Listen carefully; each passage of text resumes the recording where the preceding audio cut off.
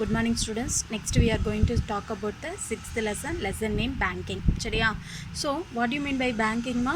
So generally countryல peopleக்கு financial facilities பண்ணி கொடுக்குற one of the important institution we described as the banking. சரியா? So இப்போ இருக்கிற modern worldல without banking we can't do any business. ஓகேவா? So banking facility இல்லாமல் எந்த type of businessையும் நம்மளால என்ன பண்ண முடியாது, we can't run. ஓகேவா? So in this lesson we are full and full talk about the banking concept. ஓகேவா?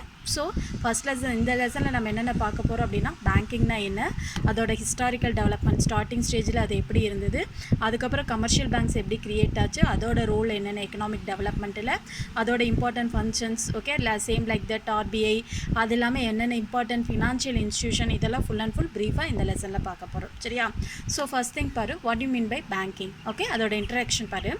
So a bank is generally understood as an institution which provides the fundamental financial services such as accepting deposits and lending loans. Okay va? So banking அப்படிங்கிறது it is an institution. இது பார்த்தீங்கன்னா it provides the fundamental financial service. ஓகேவா? So பீப்புள்கிட்டேருந்து through டெபாசிட்டை accept பண்ணிக்கிறது. Okay, so people வந்து different kinds of டெபாசிட்டை இது பண்ணுறதை accept பண்ணிக்கிறது and also the பீப்புளுக்கு தேவையான லோன்ஸை ப்ரொவைட் பண்ணுறது. சரியா? So these institution we described as the banking. ஓகேவா? ஸோ அதனால தான் நம்ம பேங்கிங் என்னன்னு சொல்லுவோம், அதுக்கு முன்னாடி finance is the life blood of all economic activities such as trade, commerce, agriculture and industry. Okay, எந்த டைப் ஆஃப் இன்ஸ்டியூஷனாக இருந்தாலும் அதுக்கு வித்தவுட் ஃபினான்ஸ் நம்ம என்ன பண்ண முடியாது, எந்த இதுவுமே பண்ண முடியாது. சரியா? அப்போ அந்த ஃபினான்ஸ் ஃபெசிலிட்டியை செய்யக்கூடிய ஒரு இம்பார்ட்டன்ட் இன்ஸ்டியூஷனாக தான் என்ன இருக்குது அப்படின்னு பார்த்தீங்கன்னா இந்த பேங்கிங் இருக்குது. சரியா? அதனால தான் banking sector act as the backbone of modern business world. அதனால தான் அது என்னென்னு சொல்கிறேன்டா, backbone of modern business world அப்படின்னு சொல்கிறோம். சரியா? So due to the importance in the finance stability of a country, banks are highly regulated in the most of the countries. Okay, so people க்கு தேவையான finance facility provide பண்றதுக்காக so எல்லா type of கண்ட்ரியுமே என்ன பண்ணிருக்காங்க, பேங்க்கை வந்து regulate பண்ணி credit என்ன பண்ணுறாங்க, கண்ட்ரோல் பண்ணிக்கிறாங்க. சரியா? ஸோ அடுத்தது பாரு, ஹிஸ்டாரிக்கல் டெவலப்மெண்ட். நெக்ஸ்ட் நம்ம என்னடா பார்க்க போகிறோம், பேங்க்கோட ஹிஸ்டாரிக்கல் டெவலப்மெண்ட். ஏற்கனவே இதை முடிஞ்சால் அப்படியே உங்கள் இதில் உங்களுக்கு புரிகிற மாதிரி ஒரு இடத்துல கின்ஸ் மாதிரி எடுத்து வச்சுக்கோ. Very very important. உனக்கு இதை நான் பாயிண்ட் வைஸ் கொடுத்துருக்கேன். சரியா? இந்த ஃபார்மேட்டில் நீங்கள் படிங்க. ஓகே பாரு, ஃபஸ்ட்டு ஓகே.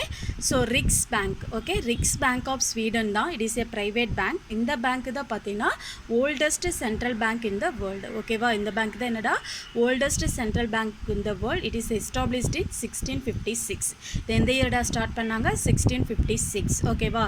அதுக்கப்புறம் பார்த்தீங்கன்னா திஸ் பேங்க் என்னது, Riksbank of Sweden, it acquired the sole right of note issue in 1897.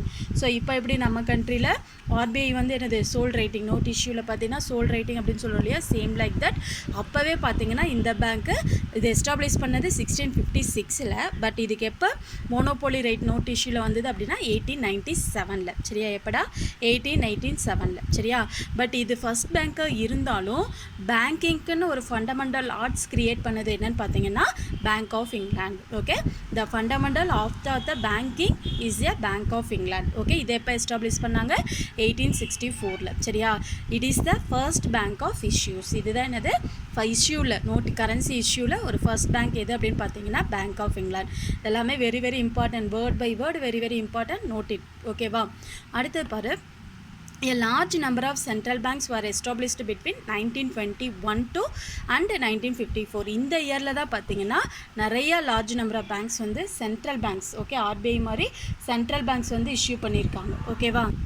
Okay, so என்ன இயர்டா 1921 and 1954. ஓகே, ஸோ இதுக்கான ரெசல்யூஷன் எந்த கான்ஃபரன்ஸில் எடுத்தாங்க அப்படின்னு பார்த்தீங்கன்னா இன்டர்நேஷ்னல் ஃபினான்ஸ் கான்ஃபரன்ஸ். ஓகே, இது எங்கே நடந்தது, ப்ரூசல்ஸில் இன்டர்நேஷ்னல் ஃபினான்ஸ் கார்பரேஷன் அப்படின்னு ஒரு மீட்டிங் ஹெல்ப் பண்ணி 1920 என்ன பண்ணாங்க, ஒரு ரெசல்யூஷன் பாஸ் பண்ணி 1921 and 1954 இந்த இயரில் தான் they can created the large number of central banks. Okay, so அது இல்லாமல் இந்தியாவில் என்னென்ன இம்பார்ட்டன்ட் வேர்ல்டில் என்னென்ன இம்பார்ட்டன்ட் சென்ட்ரல் பேங்க் எந்த இயரில் எஸ்டாப்ளிஷ் பண்ணாங்கன்னு பாருங்கள். ஓகே, அடுத்து பாரு, சவுத் ஆஃப்ரிக்கன் ரிசர்வ் பேங்க் 1921.